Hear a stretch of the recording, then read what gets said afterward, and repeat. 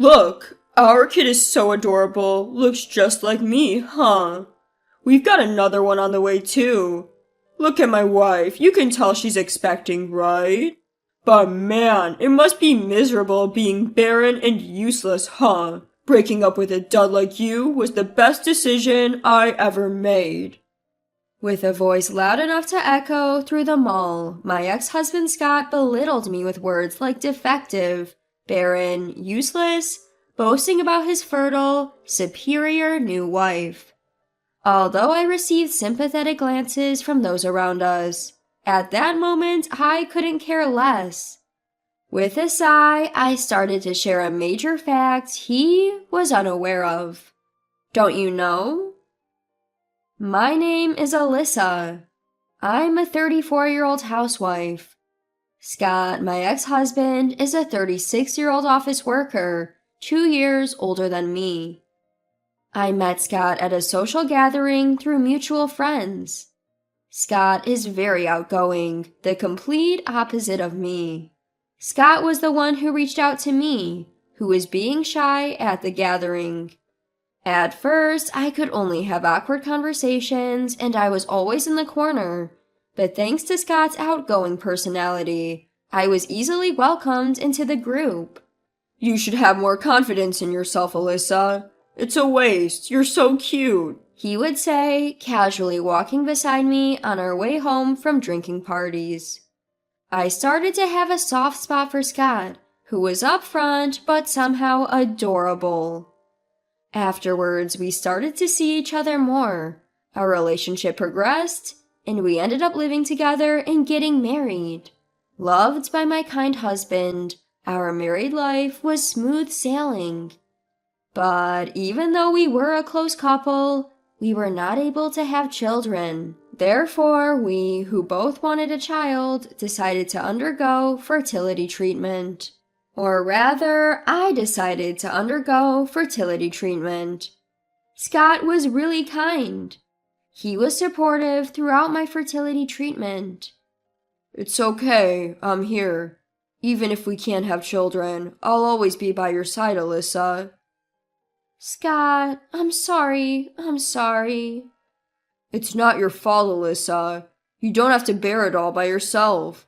Let's take our time. At this point, I didn't even think, why just me? And was simply filled with guilt. 3 years had passed since we started the fertility treatment, but there was no sign of us having children. Initially, kind Scott started subtly showing his irritation about not having children.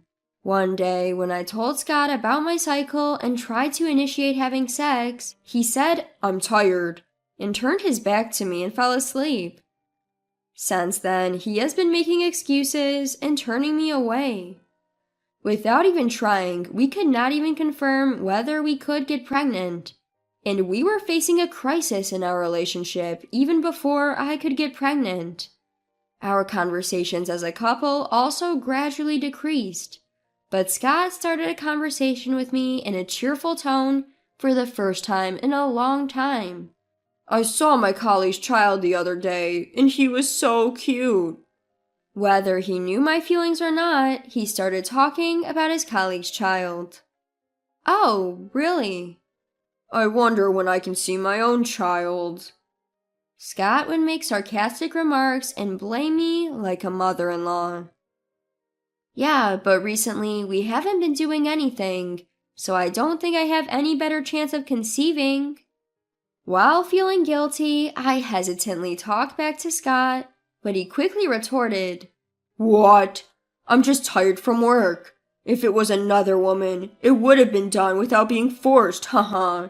Don't you think you failed as a woman if you can't have children? Try putting yourself in my shoes. I could only stay silent. My heart started to break little by little, and I became afraid to even talk to Scott. A week later, I finished the examination and treatment at the hospital as usual and went home. I decided that this was the last, and when Scott came home, I spoke to him. Can I talk to you for a moment? What's up? The doctor at the hospital said it would be good if you also got checked, So would you like to go together? What? You think there's a problem with me? There's no way. But I heard that there aren't many husbands who never get tested, so can you do it? Even when I muster up my courage and ask again. Are you kidding me? I've been dealing with you who lacks charm as a woman. What more cooperation do you need? Trying to blame me because you can't have children. You're the worst. I just want my own child. It doesn't have to be with you. Do you get it? Scott criticized me as if saying that I, who cannot have a child, am useless. As a wife, as a woman, I was deemed as a failure. I was at a loss for words from the shock. Housework, fertility treatment, it was not all for me. I had sacrificed a lot for the sake of my existing family and the family of the future, but when he told me that I lack charm as a woman, my patience, which I had somehow kept up, finally reached its limit. A few days later, Scott casually revealed that he was actually cheating on me. The other girl is pregnant, and to be honest, there's nothing happening with you, so I'll go with her. Moreover, it seems that his mistress was a college student and she was pregnant. Any man would choose to be with a partner that can bear his child. Without any shame, and rather speaking down to me, it was frankly infuriating. But thinking back to those words, it felt like he was declaring his affair. And somehow it made sense. So I easily signed the divorce papers that Scott had filled out on the table and submitted it to the city hall the next day. The divorce was due to infidelity, so I could have claimed damages, but I was still not satisfied with the child issue. I consulted with a lawyer and arranged not to claim damages in exchange for Scott undergoing a fertility test, and decided on getting back at him. A few days later, I reported my decision to my parents at home. Far from being upset, I was more angry and regretted not breaking up with Scott sooner. My time with him was a waste, and my friends encouraged me to make a fresh start. 2 years after the divorce, I ran into my ex-husband, Scott, while shopping at a mall. Scott was with his new wife, a former college student, and their child. Our homes weren't too far apart, and since we live in the countryside, it was expected that we might bump into each other at the mall. Oh, long time no see. You still doing all right? Hi. Scott greeted me with a smirk and a condescending attitude, unbecoming of a man who had run off on his wife. Look, our kid is so adorable. Looks just like me, huh? We've got another one on the way, too. Look at my wife. You can tell she's expecting, right? But man, it must be miserable being barren and useless, huh? Breaking up with a dud like you was the best decision I ever made. Scott proudly bragged about his fertile wife and loudly insulted me, calling me defective, childless, and a failure. His voice echoed throughout the mall. Despite the sympathetic looks from those around us, I didn't care. As I let out a sigh, I began to reveal a critical fact to my ex-husband, as a form of revenge. Well, it's nice that you remarried a wonderful woman and even have a child. Your wife may be competent, but what about you, sir? What? What are you talking about? Don't you remember? You took a fertility test in place of damages? The test results came back. And Scott, it turns out you should have been the one getting fertility treatment. I was just fine and fertile. That's a lie, right? It's some kind of joke, isn't it? Scott, who had always thought he was fertile, was clearly disturbed. It's true. As I told him this, I calmly whispered into his flustered ear. If you think it's a lie, why don't you do a DNA test on your child? Best of luck building a happy family. Scott, panicking, hurriedly left me and confronted his wife. From a distance, I heard him yelling, "You deceived me," and such, but I didn't want to cause more of a scene, so I waved my hand and left the place. My heart, which had been clouded for a while after the divorce, felt instantly clear. According to what I heard later, it seemed that the child his wife had given birth to, and the one she was currently pregnant with, were not Scott's. His wife had a main partner, and both children were from that man. However, desiring financial stability, she had chosen to marry Scott without love. Once it was discovered that the children weren't his, Scott was furious and their marriage deteriorated. The wife, who had never loved Scott, effortlessly switched over to the real father of her children. Scott, who was quickly discarded and became lonely, called me almost every day, saying things like, "You're the only one I love. I was just dazzled by a younger woman, but I'm sober now," and requested to remarry me. The fact that he had abandoned me when I needed him most was an undeniable truth. There's no way such words could easily overturn that.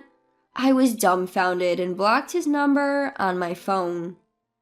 As for me, I had already remarried to a new husband and was blessed with our first child, living a smooth sailing married life at the time of the incident at the mall. I had known my new husband from the time before we were married, as he was from a client company I had been serving at my previous job.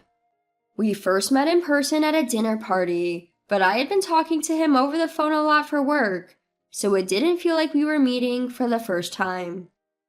Although we had kept in touch, he didn't contact me after I decided to leave my job, and we gradually lost touch. One day, I ran into him in town after several years. He confessed that he had feelings for me when he heard that I was getting married, but didn't say anything. Over time, as we began to meet, I found myself attracted to him, and it didn't take long for us to get married. He accepted everything about me, even all the events that had happened during my previous marriage, saying, "You can tell me everything. It's okay." And before we got married, he even came to the hospital with me to take a fertility test. I felt an unprecedented amount of love from him for doing this to make me feel comfortable. I'm truly happy to have been blessed with my first child in life, with a husband who cares for me so much. A few years later, Scott, who had lost contact with me and was still unable to give up, started to hang around my area. Just as I was about to take our child, who had just started walking, out to the park, I spotted Scott. "No way." He was dumbfounded at the sight of our child. Despite all the times I had told him, Scott, refusing to accept his infertility, was still under the impression that I was the infertile one. Starting from the next day, whenever he saw us, he began to argue that "We were not infertile after all. That child is ours, born before we divorced." Of course, there's no way that could be true. Considering the child's age, he is undoubtedly the child I had with my new husband. Until now, I had been ignoring Scott, as we didn't have any direct contact, but since he started confronting us, I was honestly at a loss about what to do. My husband then said, "This child is ours, genuinely. I had a DNA test done because you kept stalking us. Here's the proof, so please stay away from our house." And he held out the results to Scott, driving him away. I felt guilty for causing trouble to my family because Scott had nothing to do with my current family. But after driving Scott away, my husband silently held me and our child tight. There were no words, but that alone was enough. Once our child started attending daycare, perhaps because Scott couldn't get near our house, he started lurking around the daycare when my husband wasn't around. I was alert, but with the help of the Parents Association and the daycare, we managed to get through it for a while. However, when Scott finally forced his way into the daycare, we immediately reported him, as this act endangered the children, and Scott was taken into police custody. The responding police restrained Scott with practiced ease, but he kept on shouting his unfounded lie That's my child. What's wrong with visiting my own child? Let me go. Causing confusion around him. Unfortunately, Scott's boss also had a child attending the same daycare as mine, so naturally, this incident became known to him. Since then, Scott was completely ignored at work. He was given no work and just idly spent his days. Despite this, in an attempt to remain at the company, he kept making desperate, unseemly excuses, shouting, "There's no way I'm infertile. I do have my own child." Hearing this, it seems he was eventually let go, as anyone would expect. Scott, who had no workplace to go to and no family to return to, went back to his parents' house and lived quietly. However, the neighbors began to spread rumors about the man-child with no children, and it became widely known that he had been involved in a police matter, and he was looked down upon. Without a job and unable to have children, finding a new bride surely wouldn't be easy. The label of being childless was like a boomerang, coming back to deeply pure Scott, leaving a large scar. His parents seemed to keep him confined in their home, perhaps out of concern for the neighbors. There was no longer any possibility of him having a child. As for our family, we breathed a sigh of relief, knowing that Scott was confined at home. Since then, we've been living blissfully, surrounded by my loving husband and child. Children keep parents together, and I firmly believe that no matter what happens to us, our child will keep us connected.